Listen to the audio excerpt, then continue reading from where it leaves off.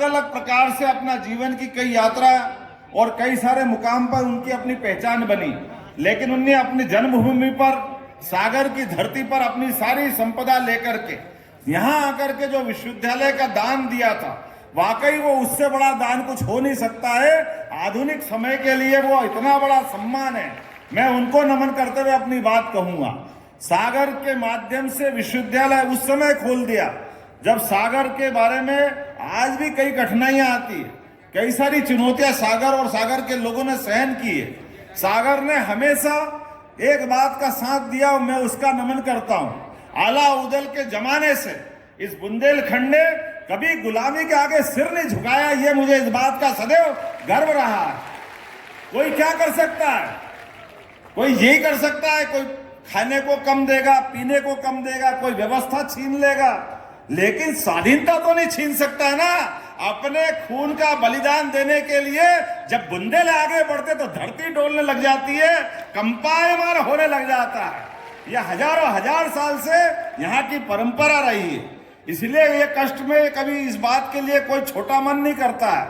हमारे यहाँ ये व्यवस्था नहीं है, हमारे यहाँ वो व्यवस्था नहीं है, क्योंकि जो व्यवस्था को भीख में मानते वो कोई और होंगे, वो बुंदेले नहीं हो सकते। मैं इस बात की गारंटी ले सकता हूं। जिन व्यवस्थाओं के बलबूते पर स्वाभिमान के साथ, संस्कार के साथ और आत्म बलिदान की जो आग में जलना जानते, वही हमारे बहादुर शेर बुंदेले कहलाते हैं। मुझे इस बात की प्रसन्नता है, आला उदल को जो कोई पढ़ लेगा अपने आप एहसास कराएगा कि बुंदेलों की, यहाँ के क्षेत्र की जनता का बलिदान क्या होता है, उनके अंदर आग कैसे होती है, वो अपने उद्देश्यों के लिए जीते कैसे हैं। मुझे इस बात की प्रसन्नता है।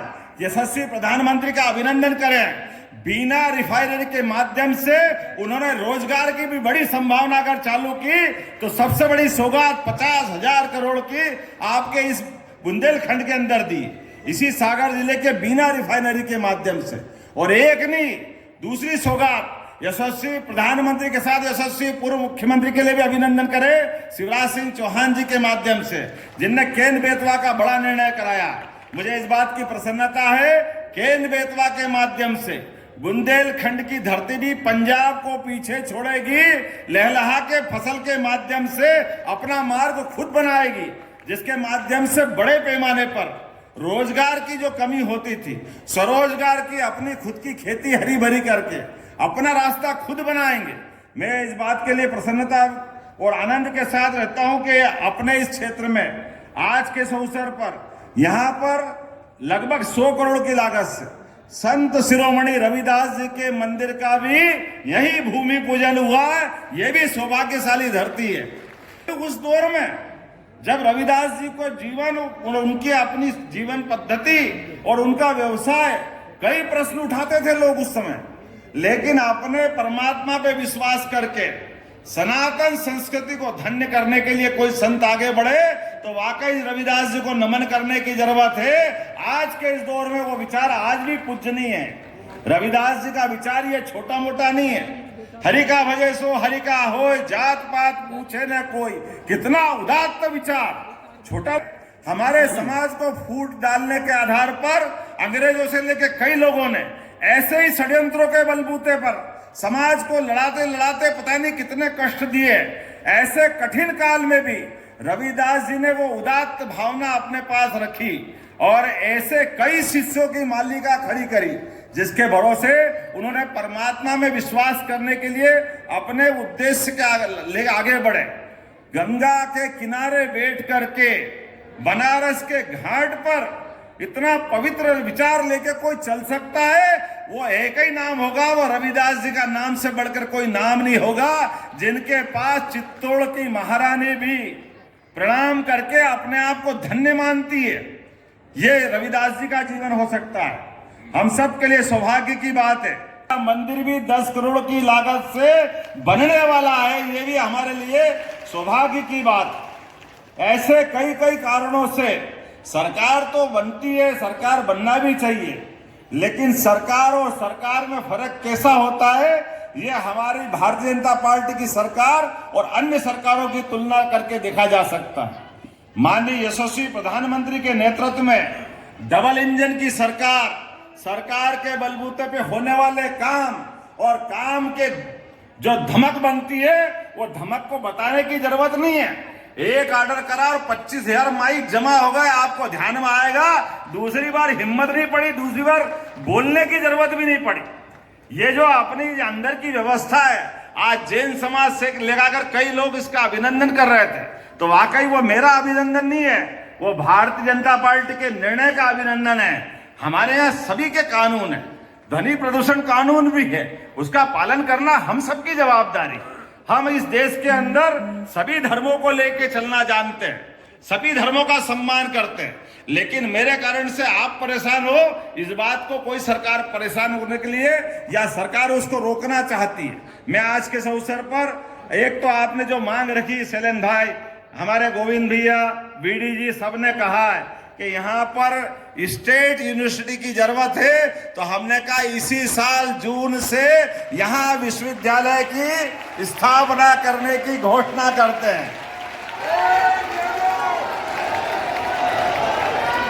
अगर हमारे अपने यहाँ इस जगह पर सरदार, हमको मालूम है सर हरि सिंह गौर अपने पैसे से विश्वविद्यालय खोल सकते हैं, तो इतनी सरकार इतनी दरिद्र थोड़ी है कि आप की मांग नहीं मानेगी, निश्चित रूप से मानेगी, क्यों नहीं मानना चाहिए। और इसकी व्यवस्था भी हमारे अपने लिए अभी कोई भवन तैयार होगा, उसी भवन में इसी सत्र से विश्वविद्यालय प्रारंभ कर दिया जाएगा। इसके साथ साथ उद्योग के लिए भी बहुत जल्दी बुंदेलखंड पैकेज लेकर के इसी संभाग के अंदर उद्योग की बड़ी बैठक करके बड़े पैमाने पे उद्योगों की भी मालिका तैयार करेगा, जिसके माध्यम से उद्योगों के आधार। मुझे एक और बात आपने कही कि बुंदेलखंड में वो जो हमारी सड़कें खुद गई, और आपने कहा कि वो टाटा कंपनी का कोई पैकेज है। हमने कहा कोई कंपनी ने एग्रीमेंट किया है तो हम तो उससे जब तक पाई वसूल नहीं कर ले, ये सरकार चुप नहीं बैठेगी। 25 करोड़ रुपए उससे वसूल करके निश्चित रूप से आपके इस सागर के लिए जो सड़कों के लिए खुद ही उसको देने का एस्टीमेट बनाया। मेरे पास नगर परिषद का ये आ गया एस्टीमेट का पत्र, निश्चित रूप से बहुत जल्दी आपकी राशि आपको देंगे और उससे हम निश्चित रूप से राशि लेंगे। आज के अवसर पर वैसे तो बहुत सारी बातें थी, लेकिन समय कम पड़ गया। सबसे पहले तो मैं दोनों हाथ जोड़कर आपसे माफी चाहता हूं कि आने का समय जल्दी था लेकिन देरी से आया।